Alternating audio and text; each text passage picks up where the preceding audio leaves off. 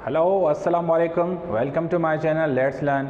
मैं सरसरी चंद और आज आप लोगों के लिए मैं जो टॉपिक लाया हूँ वो है प्रोनाउन के दो और टाइप्स, जो कि हैं आज एक डेमोन्स्ट्रेटिव प्रोनाउन और दूसरा है इंट्रोगेटिव प्रोनाउन।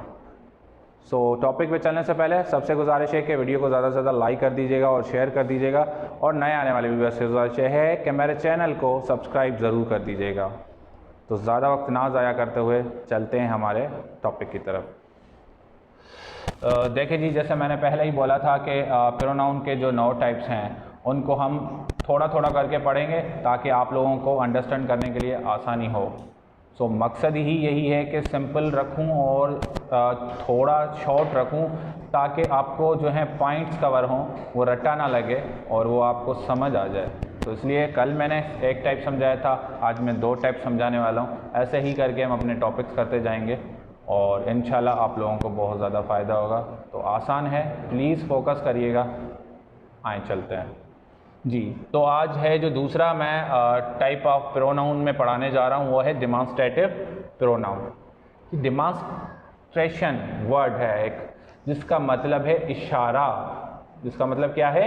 इशारा। तो हम आज क्या पढ़ें? डेमोन्स्ट्रेटिव प्रोनाउन, वो ज़मीर जो इशारे के काम आते हैं, ज़मीरे इशारा। डेफिनेशन जान लेते हैं। अ प्रोनाउन दैट पॉइंट्स या फिर refers to some noun. Noun को इशारा करने के लिए जो ज़मीर इस्तेमाल होते हैं, जो प्रोनाउन इस्तेमाल होते हैं, उनको हम डेमोन्स्ट्रेटिव प्रोनाउन कहते हैं। ठीक है जी। एग्जाम्पल ज़रा जान लेते हैं, जैसे दिस, दैट, दीज, दोस। 4 इनके जो हैं ये डेमोन्स्ट्रेशन के तौर पे वर्ड्स यूज़ होते हैं इस प्रोनाउन के। एक है दिस, दूसरा है दैट, फिर है दीज एंड फिर है दोस। चारों के हमने एग्जाम्पल्स दिए हुए हैं ताकि आपको अंडरस्टैंड करने के लिए आसानी हो जाए। तो आइए चलते हैं वन बाय वन।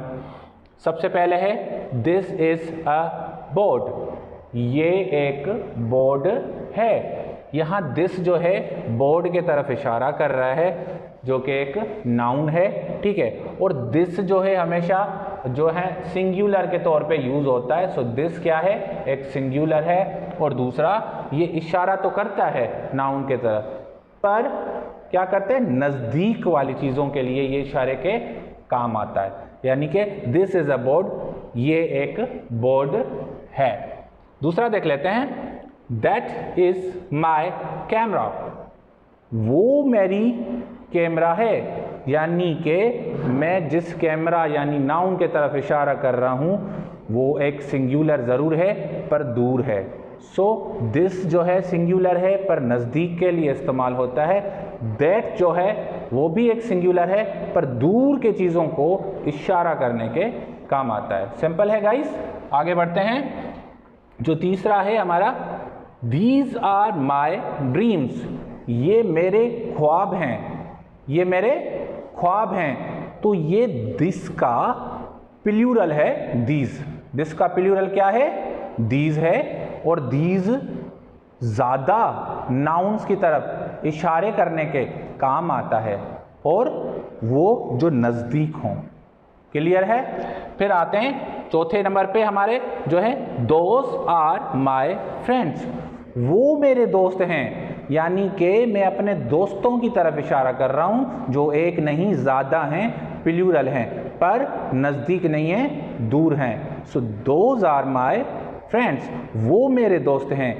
तो दोज वो डेमोन्स्ट्रेटिव प्रोनाउन है जो दूर के लिए इशारे के काम आता है और प्लूरल के लिए भी इस्तेमाल होता है। इसी तरह जैसे दिस सिंगुलर है नज़दीक के लिए, तो उसका प्लूरल दीज है।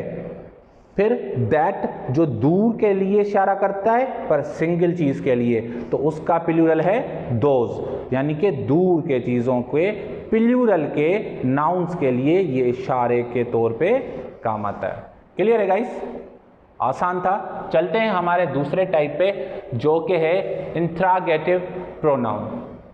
ठीक है। वो ज़मीर जो सवाल पूछता है, यानी कि ज़मीरे सवालिया, यानी सवाल पूछने के काम आता है। एग्जाम्पल है, सिंपल डेफिनेशन इसके पहले देख लेते हैं कि the pronoun that asks question.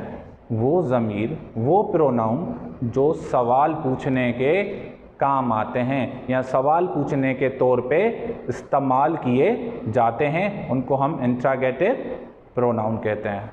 Clear है? देख लेते हैं कौन से हैं। वो है हु, whom, which, whose और what।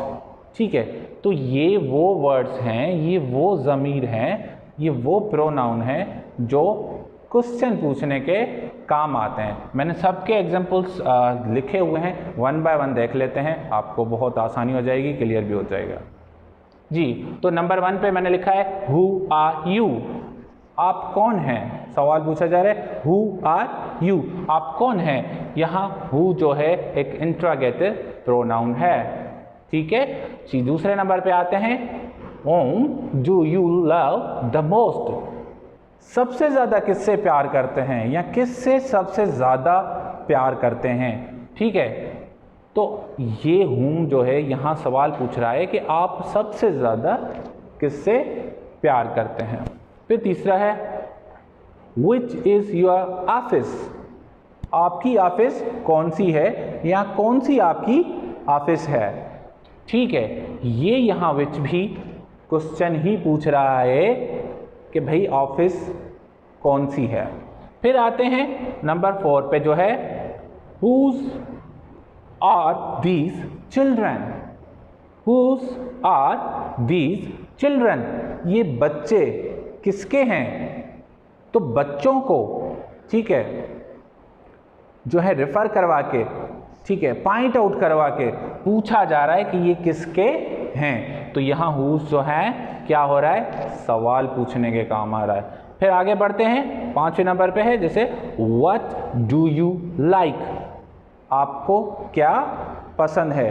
ठीक है, तो ये इन सभी पांचों को हमने देखा कि ये सब भी क्या कर रहे हैं, सवाल पूछने के काम आ रहे हैं, क्वेश्चन पूछने के काम आ रहे हैं। तो भाई इंट्रोगेटिव प्रोनाउन क्या होता है, जो जुमले में सवाल पूछता है। ठीक है तो नाउन की place of noun he use होता है, एंड यहाँ इसका क्या काम है, सवाल पूछने के काम आता है। ठीक है, क्लियर है। एक चीज़ और ज़रा माइंड में रख लीजिएगा कि जब भी हम इंट्रोगेटिव प्रोनाउन की बात करें, ये पॉइंट ज़रा माइंड में रख लीजिएगा क्योंकि आगे चल के हमें एडजेक्टिव के टॉपिक में काम आने वाली। वो ये है कि जब भी आप प्रोनाउन यहाँ देख रहे हैं, जो भी सवाल पूछ रहे हैं, ठीक है, ये क्या दिखा रहे हैं, ये यहाँ जो है इस WH वर्ड्स के साथ जो क्वेश्चन दिखा रहे हैं उसके साथ हेल्पिंग वर्ब भी लगे हुए हैं। यहाँ आर लगा हुआ है, यहाँ डू लगा हुआ है, यहाँ इज लगा हुआ है, यहाँ अगेन आर है और यहाँ अगेन डू है।